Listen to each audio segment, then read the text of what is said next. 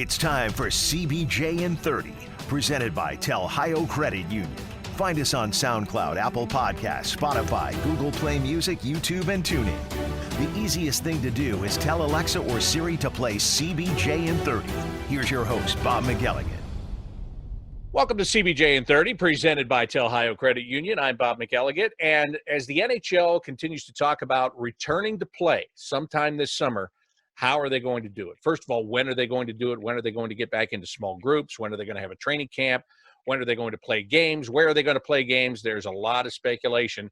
But a few days ago, there was a big article that came out in The Athletic about hubs, different cities that could be hubs, and they would just send X amount of teams to each hub and finish off the regular season and get into the playoffs. And one of the co-writers of that article is with me right now, Mike Russo, who covers the Minnesota Wild for The Athletic and a whole bunch of stuff in Minnesota. So, Mike, thanks for coming on today. I appreciate that. How are things in Minnesota? Are you guys still all locked down there? Yeah, we are. I think the governor is going to announce today, that they're slowly going to open things up, but I think it's pretty much until mid-May that, before we can go to restaurants and things like that. But yeah, we've been on lockdown, and per capita wise, Minnesota's actually been one of the lowest in the country in terms of COVID-19 cases and fatalities. So I think that the majority of the citizens here have done a pretty good job of abiding by this kind of new world that we're in right now. And I know I've definitely taken to heart. I've barely left my house other than go for long walks here in about a month and a half now. It's been a weird time, as you guys know.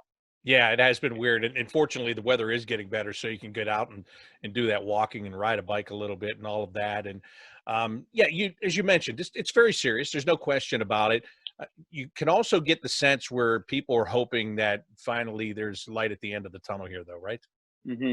Yeah, I mean, and as you and I have talked, it certainly seems like the NHL is intent on coming back at some point this summer and finishing the season. And at a minimum, it gives us something to write about, an actual look ahead and something to look forward to.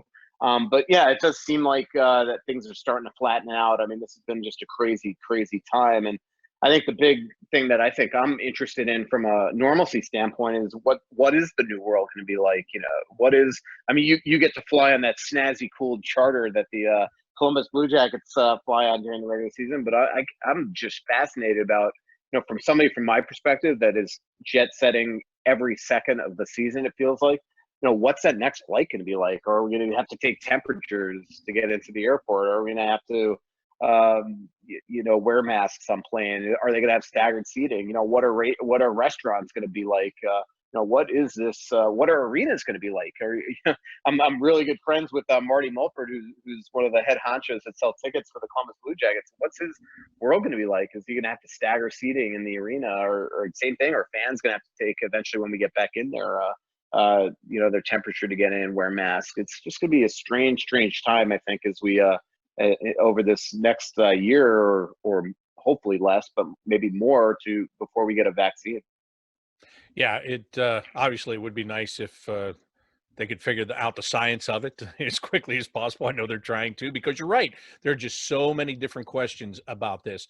But in the article that you helped to write in The Athletic, where you talked about these different hub cities, Columbus was in the top tier. It was in the top 4. And when you lay out the reasoning, which is the arena, the practice arena that's attached to the arena, there are 10 other sheets of ice in town. The Blue Jackets owning the chillers around town. They control 8 of those 10 sheets of ice. They control the ice time there. So I don't know if you went back a month and said to people, okay, there's going to be 4 cities in the league they're going to pick, and they're going to send teams to play out the rest of the regular season. I don't know how many people would have had Columbus on any list, but yet it's there. And I know that you looked very much into Columbus as part of the story. So what does the league like about Columbus that has it in the limelight? Well, I think, relative to Ohio and what's going on in places like Cleveland, I think Columbus has had, from an outbreak standpoint, it's been, they've done a really quality job with COVID-19 and seem to be on good, from a better standpoint, really on the climb out of this mess. But the big thing is the practice rink attached to the arena.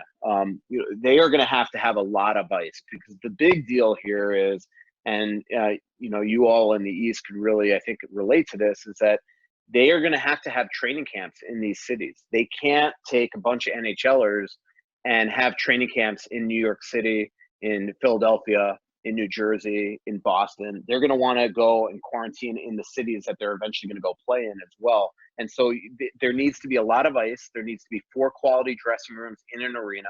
And if you have a practice rink attached to the arena, you're really golden. So that's why we're really seeing a lot of Edmonton and Columbus right now. They'd love to say Jersey, but Jersey obviously is right now, at least, in the middle of a hotspot. So they can't do that. They'd love to say Detroit, but Detroit right now, because again, these are the 2 other arenas in the league that have practice rinks attached to the arena. Right now, Detroit is a major hotspot. So right now, Columbus and Edmonton are very, very high on the list. Columbus, I think, even higher, just because also you have the 2 sheets at Ohio State with NHL quality locker rooms there, and then you have all the rinks around the city as well. And then the downtown. It's a compact downtown. You have 3 hotels right next to the arena, between the Hilton, the Crowne Plaza, and the Hyatt. Hilton is right. That's where I'm right on the Hilton, right? Yes, that's the one right next to the arena. Yeah. So Hilton, which is where most teams stay. And then obviously you have the Renaissance and the Westin downtown as well. So that's big time as well, because basically, these teams are going to have to essentially isolate when they're in those cities. So you are going to have to, essentially take a bus to the hotel, to the arena, back to the hotel, and things like that. And so, if you're going to have 7 teams there, you're going to need multiple hotels most likely. The other thing I think they like about Columbus is that the bus essentially can go down right into the loading dock there. So it really negates any possibility of really, or limiting the possibility of seeing outside people and things like that. So, Columbus is extremely high on the list. The reason why Edmonton, it's the same thing. I mean, Edmonton's almost even better because you have the JW across the street. It's big enough to actually maybe hold every single team. And then you have the Skyway that could actually bring you right into the arena. So there is just, they love Edmonton. But, again, it's going to be up to these local governments too, Bob. I mean, we said that Edmonton was right at the top of the list. And then what do you know, later that day, the government in Alberta comes out and essentially poo-poos the whole thing and says that they might not allow it. So that's why they're keeping 10 or 11 or 12 teams in play right now, or markets in play, because they don't know what it's going to be like in 2 months if all of a sudden the governor of Ohio says, no, you can't do this. So then they're going to have other markets as well. I would imagine that once you've already had a couple of big events, like the draft has been here in Columbus, the All-Star game has been in Columbus, in the league brass, a lot of the big people that are making these decisions, they've already seen this on a pretty large scale. So I would imagine that helps out too, right? Yeah, absolutely. I mean, the Nationwide Arena is one of the best arenas in the NHL from an upscale standpoint, and but also just from a logistical standpoint. I mean, it's just a gorgeous rink. You could really isolate media members. You can isolate pretty much everybody in that place. And then the downtown is just, as it's awesome. But the thing that, I don't know how much the downtown is important, because I don't know how much these players are even going to be allowed to leave their hotel. And that's what's just the weirdest thing about this whole thing, is that you are asking guys to leave their families for who knows how long. There's other things that we didn't discuss in the story, Bob, but how difficult it's going to be to get guys that have work visas expiring back on a work visa.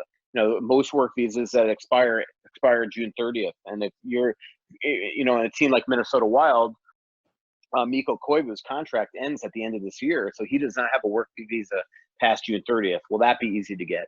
The guys that are in Europe, when can they come back into our country, into our continent, and will they have to quarantine for 14 days? That's a big hoop to get under, to jump through. And then the other big thing is, what is this regular season that the NHL going to look like? I mean, the strength of schedules that Damien from the NHL put out, that all of us writers and broadcasters love, that really examines everybody's schedule for the rest of the year, that you can throw that all out the window now, because it doesn't matter. Like a team like Carolina, who's fighting for a playoff spot, that had cupcake games, maybe arguably, against teams like Ottawa and Buffalo, they're now going to have to play the top teams in the league like Columbus because you're in that division.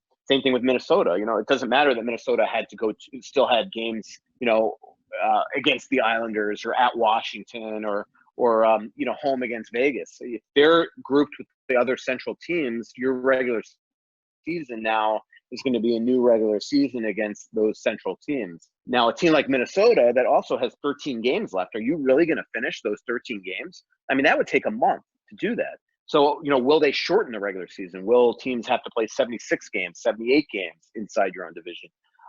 And then even after the fact, will they expand the playoffs? Like, again, if you're a Minnesota or a Columbus or a Carolina and you're going up against these, incredibly good teams inside your division, and a team like Vancouver is going against 3 California Cupcakes, or, you're playing against Detroit, who's not going to be very motivated to make the playoffs. How does that, from an integrity standpoint, affect teams that are in the other division that's having to play the Flyers and the Penguins and and the Islanders and the Rangers and things like that? So it's just going to be fascinating to see, Bob, how they put this together, because obviously nothing can be perfect right now. This is not a perfect situation, but at some point you also have to make sure that the integrity of the league is not put into question by giving other teams easier paths to get into whatever postseason they eventually will work out. Yeah, I totally agree with you on that.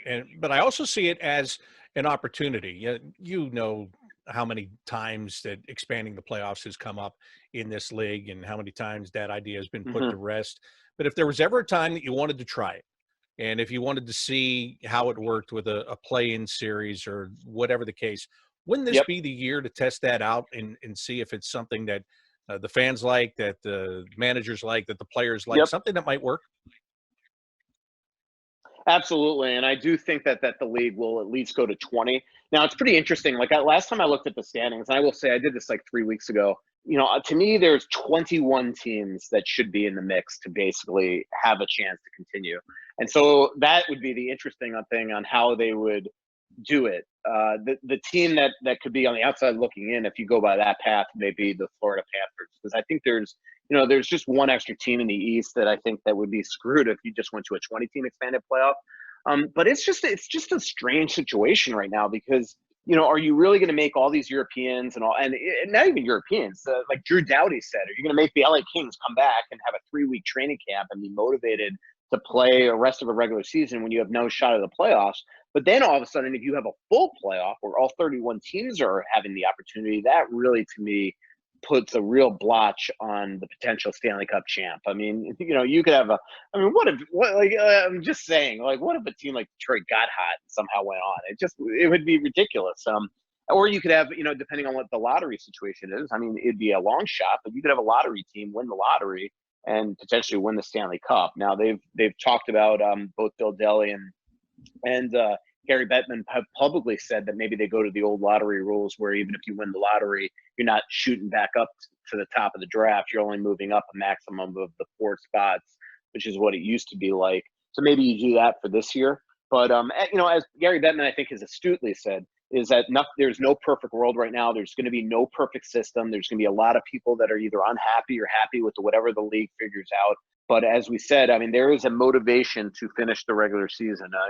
There is, from a regular season standpoint, a lot of these regional sports deals, so like Fox Sports Ohio, Fox Sports Minnesota, the radio stations that are as well. I mean, they pay to have a certain amount of games on the air.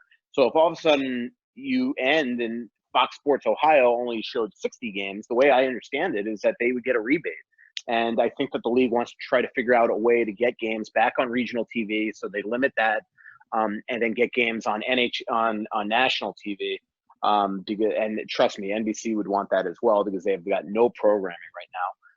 And have that possibility, because there is just zero revenue coming into the NHL right now, and anything helps, because the damage that's going on right now in all of professional sports, but especially the one that you and I work in, it is. I mean, I don't think any of us can really relate. I don't even think the league understands the full extent of the damage that is going to have from a revenue standpoint, just not having fans in the building, not having these games if it never comes back. I'm talking with Mike Russo from The Athletic, and you talked about so many different things that have to be covered here. And one of the big things is, as you mentioned, a lot of players went home, so that means they went to Europe, or Yeah. they've got to come back, and that is, there's a lot of logistics with that too. Right now you can't come in from Europe. People that do come in, they've got to quarantine for 14 days. Yep.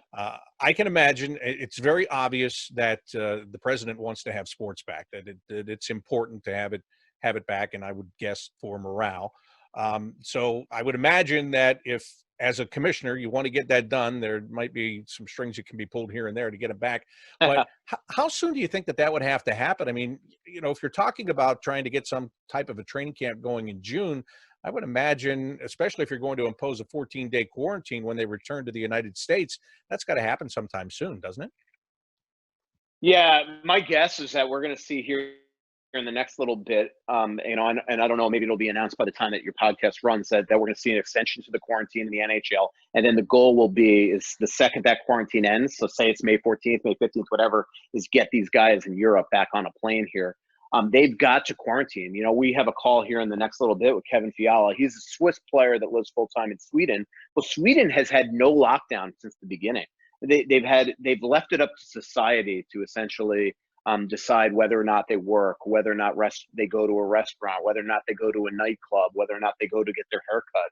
And so, like, if you're, even though Sweden's done a really good job with the COVID-19, I mean, you get all these Swedes back into the country, they're going to have to quarantine. There's no doubt about it. Not just from an NHL rule standpoint, but from a North America standpoint. They have to. That will be the goal.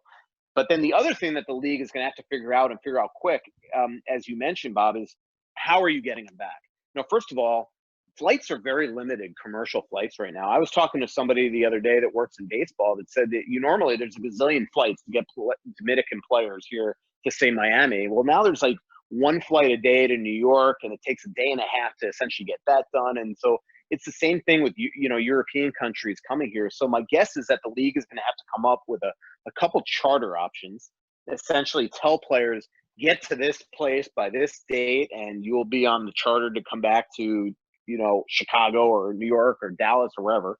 Just get them back into the country, and then they'll figure out a way to quarantine from there. But then the problem is, I was talking to a Swiss player the other day that lives on the Italian border. That's like, even if they told me get to Paris by this date, I don't even know if I'd be able to, because right now my country's essentially on lockdown, where I can't, I'm not able to get out. Now that's right now, but there is, this is what I mean by the endless hoops that they're going to have to come through. And then the other thing that I can't wait to figure out is how are these players isolating? What will it be like in practice facilities when they start to work out together?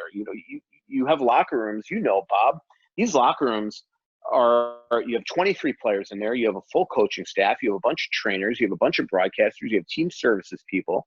I mean, you can't social distance when you're in an NHL locker room.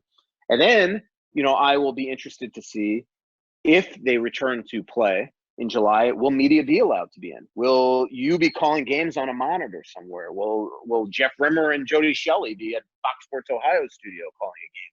Will Aaron Portzline be watching at home and then have to zoom into a conference call after the game? This is because the more people you involve in this, the more they're going to have to isolate too. If you're isolating and quarantining players when they're in the cities, and you are allowing beat writers and broadcasters into the building, you're essentially saying, well, then you too need to stay at this hotel and can't go anywhere or anything like that. So I just cannot. I've got to think that every single day in Bill Daly's office and Donald Fair's office and Gary Bettman's office and everybody, they're like, holy crap, something else just occurred to them that they've got to figure out. And I would not want to be the one that's trying to put together the memo that's going to have to tell everybody what the new life is going to be like if they try to come back this year. And then, by the way, the other thing we have to talk about, Bob, is if they do play this year, when the heck does next season start? I mean, is it really going to be in December? It's just nuts right now. All the things they got to figure out. And then if all of a sudden in December it's true that this coronavirus, they're going to have another wave, they're going to have to deal with that. Yeah, and I was going to ask you about that because that kind of started with Tom Dundon the other day, right? The owner from Carolina. Yep. He mentioned December, and then I saw Pierre LeBrun was starting to throw December around there. Now, on the surface, it makes sense because obviously the longer you can go, and hopefully you can, either people get better or the numbers drop in the fall and it doesn't come back as strong, or you get a vaccine. The longer you can go, and the more chance there is that you can put people back into the building as per normal, that makes sense. But man, starting a season in Yeah. December and then going into July with it. Well, and the other thing that they're going to have to figure out, because I think that it's pretty, everything that I see and read and all that stuff, Bob, is that we're not going to have a vaccine by then. Is what happens when people inevitably test positive. You can't stop the whole sport again, right? If we have a second wave come wintertime, I mean, there really almost needs to be a taxi squad that just like, all right, sorry, if Cam Atkinson proves, test positive, it doesn't matter who the player is. There's next up. I mean, Well, there's just going to that was have the to Blue come up. Jackets in the season that we're waiting to finish here, Mike. I Yeah, mean, guys are just dropping like flies, and they're yeah, we're that's it'd be only almost fitting, right?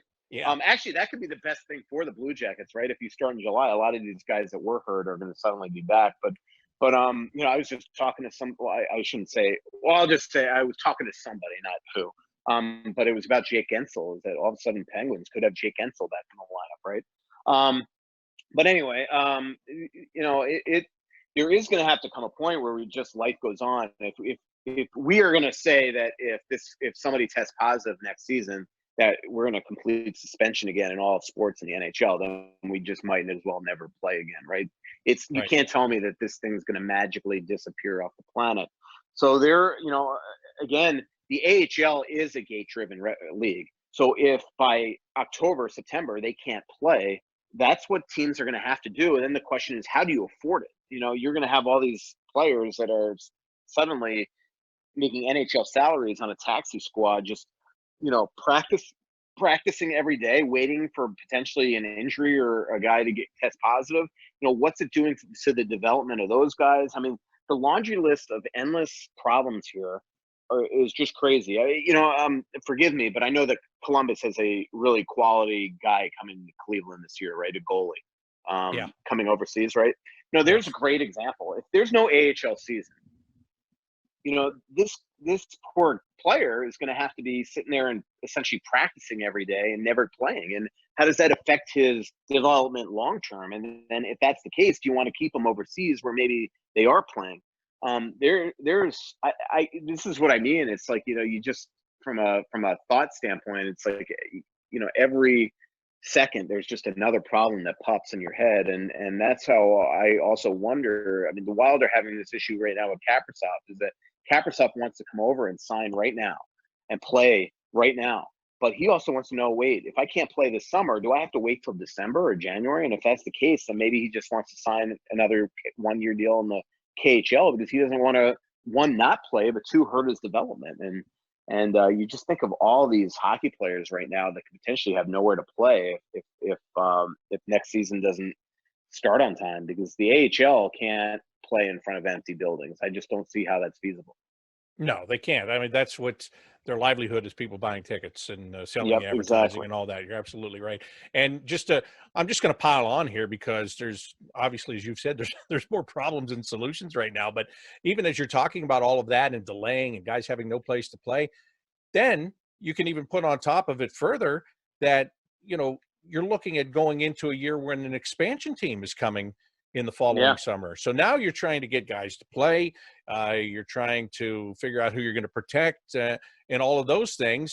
And that throws another monkey wrench into it when you get to next summer.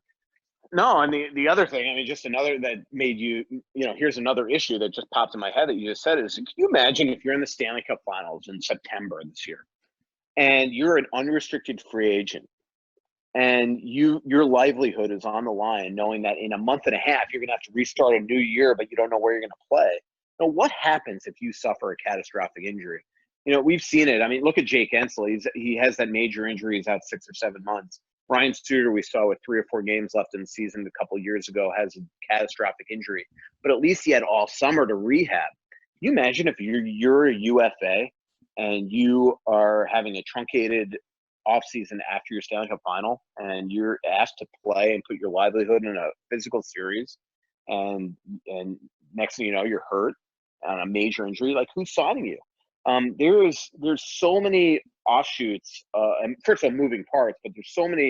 It's like every little thing that they decide affects like 15 other things.